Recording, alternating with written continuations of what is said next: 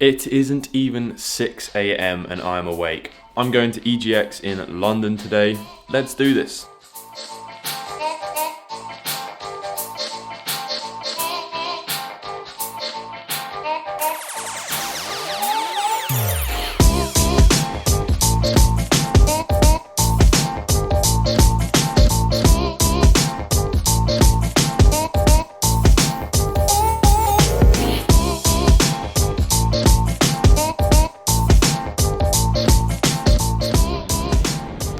I have made it. This is the hotel that I'm staying at, and behind me is the XL Centre where EGX is going down. I'm going to check into the hotel first because I have actually got about an hour before I have to be there, so I need to find some food. I also need to go to the bathroom, which I've needed to go since I got on the plane this morning.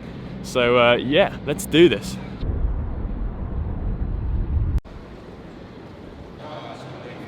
This can of Coke cost me £2.20. Welcome to London. I've already seen the convention centre. It looks really big, but it does look very dark, so I'm probably going to struggle to film a lot of this stuff. I'll do my best, I'll see what I can get. It'll probably just be a little bit of footage that I record and then do a voiceover later on. I am quite excited though because I've never done anything like this before, so just going to grab my wristband to actually get in. And I'm not here in any sort of official capacity, I'm just coming in, you know, on a personal sort of interest, I guess. But the queue is absolutely massive, so I'm going to be here for a bloody long time. So after a little bit of queuing, I was able to get my wristband. Everyone started marching in with their arms above their heads. I thought it was some sort of weird movement, but it was just to show the guards our wristbands. Walking in was very overwhelming. There's lots of big things just everywhere. There's people everywhere. But you know what? The vibe was absolutely incredible. I do have to say, this is slightly biased because I love Nintendo. The vibe over in the Nintendo part was just so much more laid back and happy. There was some pretty sweaty gaming going on in the PlayStation area, but community gaming is what I think Nintendo is really sort of known for. Everyone was just having a great time.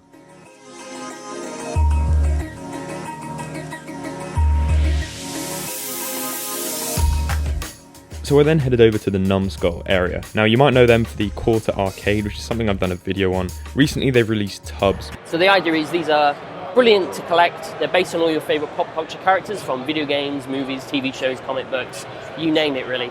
The ones we've released so far are Borderlands 3, Spyro, Crash Bandicoot, Destiny and Fallout, with more like Lord of the Rings, Ghostbusters and Street Fighter on the way. There's a highly detailed, I don't know if it comes across on video, but all of this isn't just paint, it's actually part of the sculpt. So you can actually feel every detail on this figurine. They're really good. And of course they can be in their own little poses, so this is a bit like the pose on one of the covers in the game. And they come in their own collector's tub, so you can display this on a shelf, a cabinet or what have you. So there's an awful lot going on at Numskull at the moment. If you haven't already seen everything, just head to numskull.com and you'll be able to see tubs and 4Ks and everything else.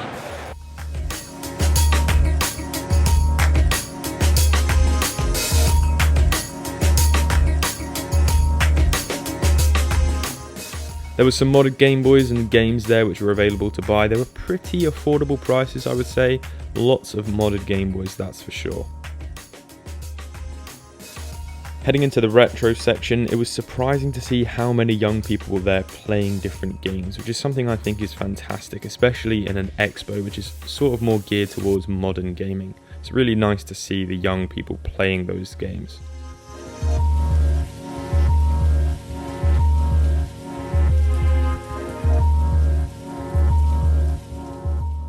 I also saw this little adapter that was on the bottom of the Switch, and I thought that was what was used to plug into the TV. Unfortunately it wasn't, it was just a charger. There was Chris from Games You Love there who we hooked up with, and it was a really cool experience hanging out with him and talking to him about retro malarkey. So I left EGX, I decided I'm going to go up to YouTube Space. I just haven't been there for a while, so I thought it'd be nice to go in there, pop in for a cup of tea. Also hopefully going to be meeting Mark, the artist Mark Flynn, who I've met up with quite a few times whilst I've been in London, so again, hoping to see him as well. So I've been to YouTube Space a few times in the vlogs before. It's just a really cool area that is available to YouTubers over 10,000 subscribers.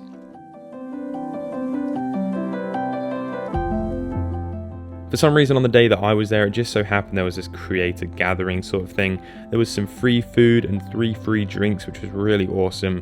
The whole vibe of the place was just phenomenal. I think it's a sort of a give back from YouTube, and I really rate that a lot.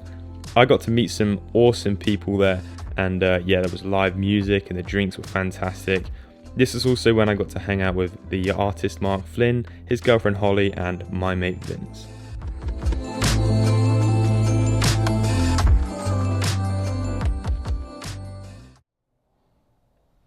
It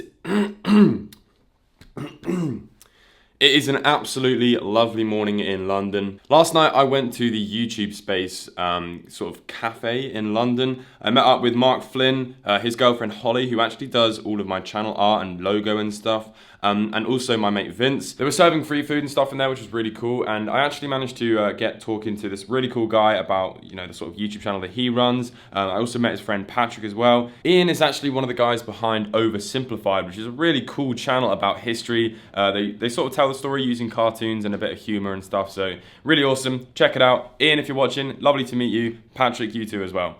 So today, basically what we're going to be doing is going out to London. I've got to get my flight at about 5 o'clock. So that pretty much gives me, it's 11 o'clock now I think actually, so that pretty much gives me 3 or 4 hours just to put around. I need to get some food because I'm very hungry.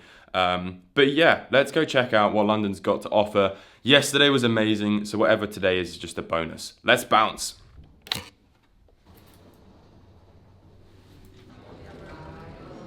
Great, thanks very much. See you later. Ibis, lovely job again as always.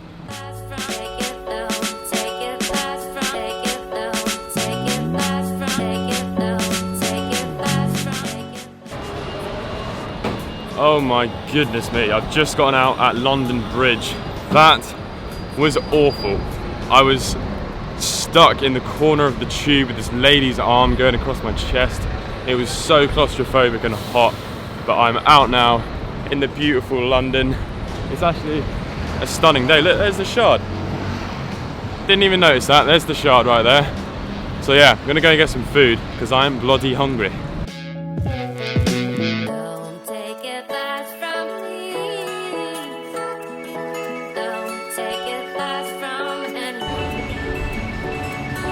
All right, so Pret a Manger doing their service for the greater good, waking up your boy with a coffee. I'm gonna go check out. I'm gonna go check out CEX. All right, mate. I'm gonna go check out CEX and see what they've got. Again, when I usually do we need that noise? When I usually go to CEX, I try and find a game. Oh my God, London, man! What is this? Now there's a bloody helicopter above my head. Okay, we'll try that again. I'm going to be going to CEX to see if I can find a game for you guys. Usually when I go to any sort of new place in the world, I try and find a place where I can find some games, buy a game that I can give away on the channel. That's what I'm going to do now.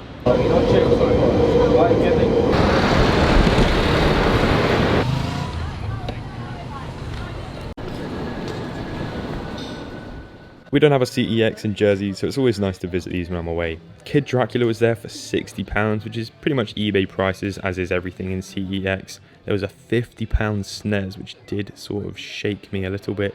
Some N64 games, and some consoles. So that was actually pretty successful. I picked up a game that I've never heard of before. It's called Body Harvest. I'm going to be giving this away. Stay tuned to the end of the video to find out how to enter that little giveaway.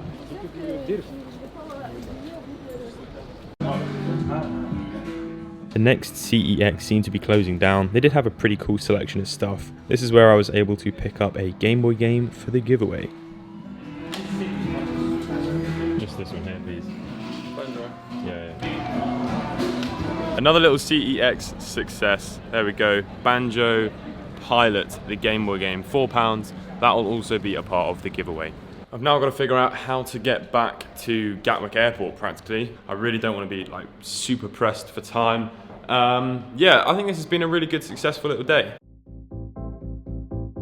After all that, I did a little bit of sightseeing in London. It was an absolutely beautiful day, so I definitely had to take advantage of it. It had to be said, at this point I was pretty excited to go home. I was flying an absolutely beautiful time of the evening and there was no clouds in the sky and I could just about see London in the distance.